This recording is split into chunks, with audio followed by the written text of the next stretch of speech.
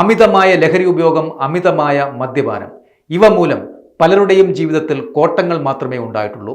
നമുക്കെല്ലാം അറിയപ്പെടുന്ന ഒരു കലാകാരനാണ് സിദ്ധാർത്ഥ്. ഈ സിദ്ധാർത്ഥ് പ്രഭുവിൻ്റെ കാറിടിച്ച് പരിക്കേറ്റ ലോട്ടറി വിൽപ്പനക്കാരൻ മരണപ്പെട്ടു. ഉപ്പും മുളകും സീരിയലിലൂടെ ശ്രദ്ധേയനായ നടനായിരുന്നു സിദ്ധാർത്ഥ്.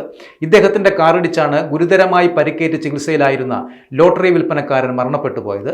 തമിഴ്നാട് സ്വദേശി തങ്കരാജാണ് മരണപ്പെട്ടത്. ഇദ്ദേഹത്തിന് 53 വയസ്സുണ്ടായിരുന്നു. കോട്ടയം മെഡിക്കൽ കോളേജ് ആശുപത്രിയിൽ ചികിത്സയിലിരിക്കെ ഇദ്ദേഹം മരണത്തിന് കീഴടങ്ങി.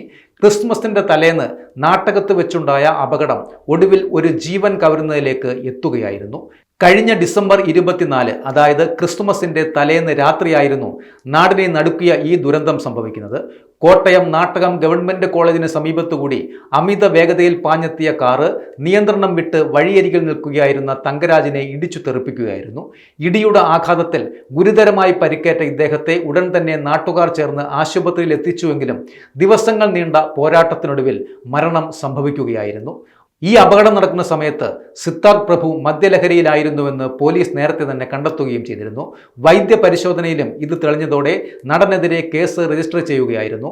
അപകടം നടന്നയുടൻ ഓടിക്കൂടിയ നാട്ടുകാരോട് നടൻ തട്ടിക്കയറിയെന്നും വളരെ മോശമായി പെരുമാറിയെന്നും ആരോപണവും ഉയർന്നിരുന്നു. ഇപ്പോൾ കുരുക്ക് മുറുകുകയാണ് സിദ്ധാർത്ഥിന്.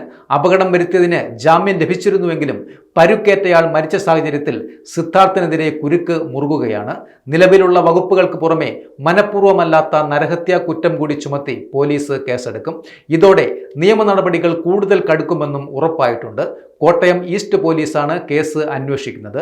മൃതദേഹം പോസ്റ്റ്മോർട്ടം നടപടികൾക്ക് ശേഷം ബന്ധുക്കൾക്ക് വിട്ടുനൽകുകയും ചെയ്യും. ഒരു ലഹരി മൂലം വരുത്തിവെച്ച ഒരു വിന, അമിതമായ ലഹരി മൂലമാണ് ആ നിരപരാധിയായ മനുഷ്യൻ ഇപ്പോൾ മരണപ്പെട്ടു പോയിരിക്കുന്നത്.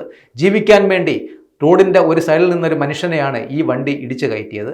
എന്തുതന്നെയായാലും അമിതമായ ലഹരി എന്നും ദോഷമേ ചെയ്തിട്ടുള്ളൂ. പലരുടെയും ജീവിതം തകർത്തതും ഈ അമിതമായ ലഹരി മൂലം തന്നെയാണ്.